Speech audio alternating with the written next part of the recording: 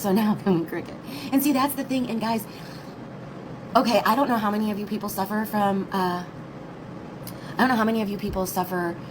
from, like anxiety, like when your anxiety gets really bad and you just can't think. It's like literally the other day, guys, I sat there, I was laying in my bed and I couldn't move. I was frozen. I've been doing a bunch of nothing. Which makes me look like I have a pathetic life like they say I do.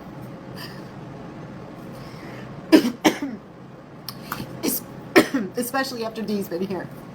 And I'll be damned if I'm going to give that pig this much energy. But yeah, that really fucked shit up. And it's not just a matter of people being scared to be here. It's like, it's freaking me out of leaving the house. It's freaking me out about being outside. You know what I mean?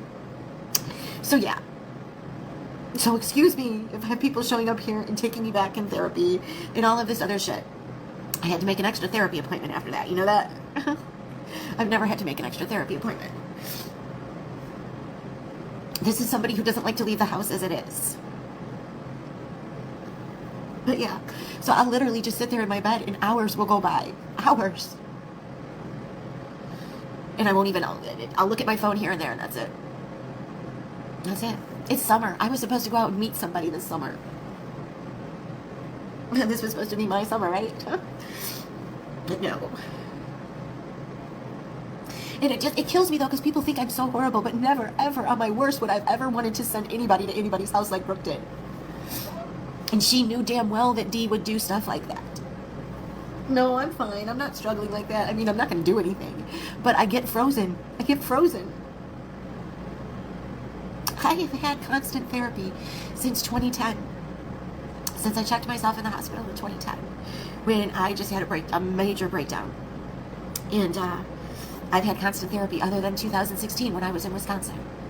When everything went to hell. And that is why I felt for Jen. And I never want Jen to hear this because I don't want Jen to ever think that we could have anything in common. But I know where Jen's mindset was, and and I know it now. That's why I backed off. Is because I saw myself in there.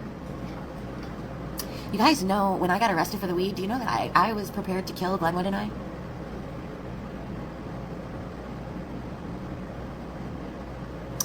Yep, I was. Everything was so out of hand. My medication was not right. He was a drug addict, and I couldn't understand why he loved that drug more than me, and I wasn't more important than it. And I did use a couple times with, well, I shouldn't say, like I said, it on the 2 hands. It's less than 2 hands, more than 1, less than 2. But anyway, all of that I believe fucked with my chemistry and my brain, and I wasn't right. We were driving on 41, and I slammed on the brakes and spun the car out into a ditch. It's a miracle that we lived. He can tell you about it someday. It's a miracle that we lived. It's a miracle that all that happened was I got arrested for possession. But it was because of our fighting. Because of all of the whatever. And that's why we're talking, you know, it's just... and that's why I don't like to keep going back there. Do you know what it's like to have people keep bringing all of this back to you? I wish I could erase the whole year of 2016.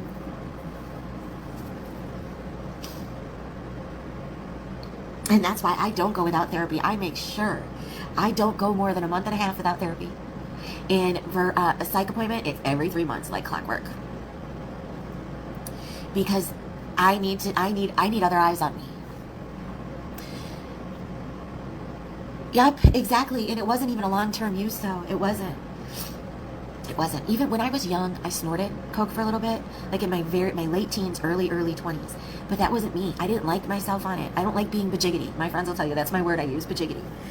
Because I don't like feeling like that. Like ever since I just smoked that joint, you guys can hear that I'm completely like, this is where I operate best. And that's why for my ADD, when the doctor prescribed Ritalin to me, it was like, no, I told him, no, this isn't going to work. Because he wanted to put me on Ritalin first and then Adderall. And I'm like, no, I didn't. I think I still have some Ritalin pills somewhere around my house in a box. Seriously. And that was like from, I can't even tell you, probably almost 10 years ago. But, so anyway, that's why I take clonidine for the ADD, and it helps. I am better to depressants than stimulants. I respond better. But yeah, because when I get too hyped up in bajiggity, I shut down. I mean, like when I was moving with my sister was helping me move when we were moving into here, and Allie and Trip were crying, and it was the people next, it was a lot all at once, and all of a sudden I just went into overload and I snapped. And it just, it is what it is. It is what it is. I hate that I'm like that, but it is what it is. And I need time to reset. And I did. I reset and we went ahead with it. I didn't think I was able to go on. I mean, because there was times when I would shut down like that and I'd shut down, but it sucks. Mental illness is a motherfucker. And it sucks that it runs in my family. So it's like I already had mental illness. And then you compound everything and it's just trazodone and Effexor. They put me on trazodone once and I hated it. I hated it, but I take Effexor and I had to increase my Effexor. I'm on a higher dose and we may do a higher dose next time in 3 months. I don't know. And that really sucks. It sucks that I was down. You guys, my meds, my dosages were so low. Anybody who takes Effexor, I was on the lowest one, the peach one. Or not the peach one, the one that's peach and gray. It's like, but now I'm up to 75. At one point, I was on 225. Oh, no shame, no shame. Especially no shame right here. No, it sucks. And I've never hid this. I am proud of all of these people that live these perfect lives and they've never suffered from mental illness and they've never been used and abused by anybody and made to feel that they're less than. I am so happy that they feel that way. Because there are some that they laugh at me. Oh, you're going to cry. You're going to this, that. How the hell? And you know what else cracks me up is they're literally acting like what Glenwick did was a horrible thing, blah, blah, blah, blah, blah. But then they make fun of pimps. They joke around about bottom bitch. Will you please make up your mind and stay in a lane and pretend that you're an advocate or not? Because you're actually just laughing at it. Because you don't know the story. None of it. It's ridiculous, and I'm going to be damned if I'm going to sit there and watch. Like, Heidi, why would Heidi go over to stand up, guys? She did that because Heidi does what she wants to, because she's that bitch. They are like that because they attacked during COVID in the doctor's office. She upped it. Yeah, it's, I was higher. When I came back from Wisconsin, I was a lot higher. And I worked really hard to get where I was, and people know the difference. But everybody steady want to bring me back there. But, and it just really upsets me, though, for Maria to say, well, Brooke's not a